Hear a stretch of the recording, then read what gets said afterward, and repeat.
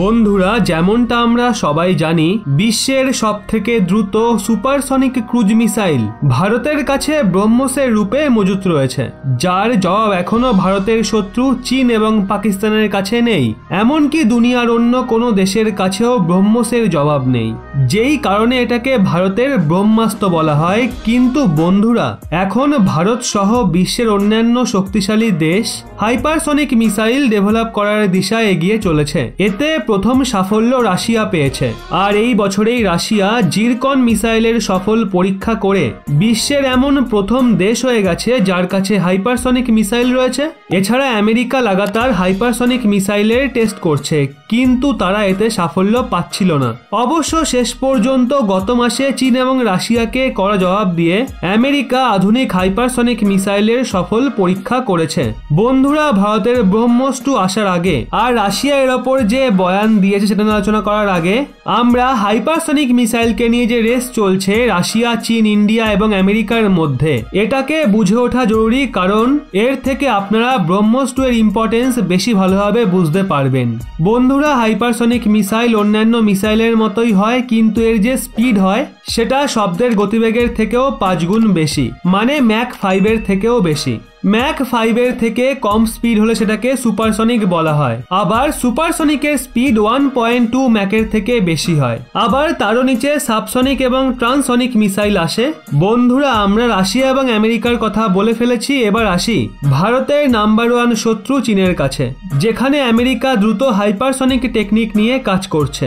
এর মাঝে আমেরিকা চীনের পরমাণু ক্ষমতা সম্পন্ন হাইপারসনিক মিসাইলের মহাকাশে পরীক্ষা নিয়ে গভীর চিন্তা প্রকাশ করেছে। আমেরিকা বলেছে চীন হাইপারসনিক মোর্চায় যা করছে সেটা নিয়ে আমরা ভীষণ চিন্তায় রয়েছে, কিন্তু চীনের দাবিগুলোকে সোজা অস্বীকার করে এটা বলেছে সেটা একটা বিমান, না কোনো মিসাইল। কিন্তু চীনের হাইপারসনিক মিসাইলকে কোনোভাবেই আটকানো যাবে না। এখন সেই ক্ষমতা আমেরিকার কাছেও নেই। আমেরিকা যেখানে এখন হাইপারসনিক মিসাইল সবে বানাচ্ছে, সেখানে চীন সেটাকে মহাকাশে মোতায়েন করার প্রস্তুতি শুরু করে দিয়েছে। চীন ওই নতুন মিসাইলের পরীক্ষা 13ই আগস্টে করেছিল। গোয়েন্দা রিপোর্ট অনুযায়ী পরবর্তী পরীক্ষাতেও চীন গ্লাইড ভেহিকেলের ব্যবহার করেছিল। এটাকে চীন লং মার্চ রকেটের মাধ্যমে জুলাইয়ে মহাকাশে পাঠিয়েছিল। এই মিসাইল প্রথমে গোটা পৃথিবীতে চক্কর কাটে, আর নির্জন স্থানে শব্দের গতিবেগের থেকেও 5 গুণ বেশি স্পিডে হামলা করে। হাইপারসনিক মিসাইল আর হাইপারসনিক গ্লাইড ভেহিকেল দুটো ভিন্ন জিনিস। বন্ধুরা, এই কারণে কিছু মানুষ HST-DVর ভারতীয় পরীক্ষাকে হাইপারসনিক মিসাইলের পরীক্ষা বলে, কিন্তু বন্ধুরা এমনটা নয় যে এটা একটা গ্লাইড ভেহিকেল। HST-DV মানে হাইপারসনিক টেকনোলজি ডেমোস্ট্রেটর ভেহিকেল। এটাকে কোনো রকেটের মাধ্যমে মহাকাশে লঞ্চ করা হয়। এর পরীক্ষা তো ভারত 12ই জুন 2019-এই করে ফেলেছিল। এখন বন্ধুরা কথা বলি ভারতের ব্রহ্মস 2 কে নিয়ে, যেটাকে নিয়ে একটা বড় খবর সামনে বেরিয়ে আসছে।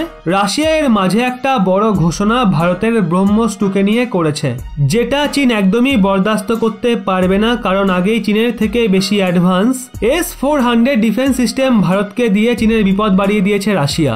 ভারতের ব্রহ্মস দুনিয়ার ওই সমস্ত দুর্দান্ত হাতিয়ারের লিস্টে আসে যেগুলোর টার্গেট কখনো মিস হয় না। এটাকে আরো খতরনাক বানানোর জন্য ভারত লাগাতার একে নিয়ে কাজ করছে। ব্রহ্মসের শক্তি এতটাই যার জন্য অসংখ্য ডিফেন্স এক্সপার্টরা এটাকে খতরনাক হাতিয়ারের লিস্টে রেখেছে। এটাকে ভারত ও রাশিয়া দুজনে মিলে বানিয়েছে। আর সদ্য যেমনটা আমি বললাম, রাশিয়া জিরকন মিসাইলের পরীক্ষা করেছিল। এই পরীক্ষা গোটা দুনিয়াতে চাঞ্চল্য ছড়িয়ে দিয়েছিল, কারণ এটাকে ভীষণই বিধ্বংসী বলা হয়েছিল। এখনো পর্যন্ত বন্ধুরা যেখানে সবথেকে দ্রুতগতি সম্পন্ন মিসাইল ব্রহ্মস ছিল, কিন্তু ব্রহ্মসকে এটা কাউন্টার করে ফেলেছে। জিরকন ট্যাকটিক্যাল যুদ্ধের পাশা পাল্টাতে পারদর্শী।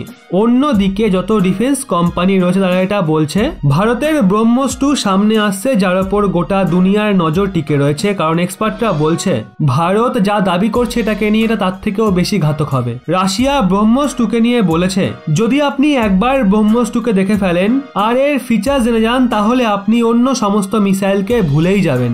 বন্ধুরা, এর থেকে তো একটা জিনিস পরিষ্কার, সুপারসনিকের মতো হাইপারসনিকেও ভারত ইতিহাস গড়তে যাচ্ছে। ব্রহ্মস 2 এর বিশেষ ক্ষমতার জন্য এটাকে চিরকাল মনে রাখা হবে। এখন আপনি ভারত এবং ভারতের প্রজেক্ট ব্রহ্মস 2 কে নিয়ে কতটা আশাবাদী, নিচে কমেন্ট সেকশনে জয় হিন্দ কোটেশনের মাধ্যমে বুঝিয়ে দিন।